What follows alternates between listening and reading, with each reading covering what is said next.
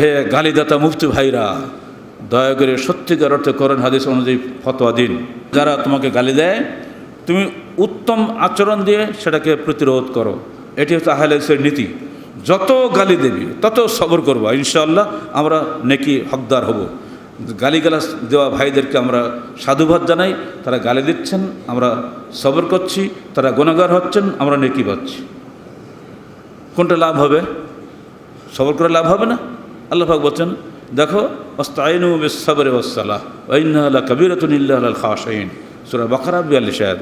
তোমরা আল্লাহর নিকটে সাহায্য চাও সবরের মাধ্যমে, সালাতের মাধ্যমে। তবে এটা খুব কঠিন, এটা খুব কঠিন। মানে একদম গালি দেবে আর চুপ করে থাকবো, হয় নাকি? এই জন্য আল্লাহ বলছে ইন্নাহা লাকাবীরা, এটা খুব কঠিন।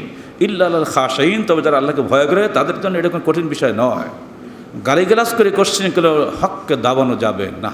যত গালি দিবেন ততই মানুষ হকপন্থী হবে, যত বেশি গালি দিবেন তত বেশি আহলে হাদিস হয়ে যাবে ইনশাআল্লাহ। পুরা বাংলার জমিন একজন হাদিস কোন অনুসারী হয়ে যাবে। বেদাত থাকবে না, দেশে শিরক থাকবে না। কবর ভাঙবে, কবর পূজারে আমরা ভাঙতে যাবো না সেখানে, ইনশাআল্লাহ ভেঙে যাবে।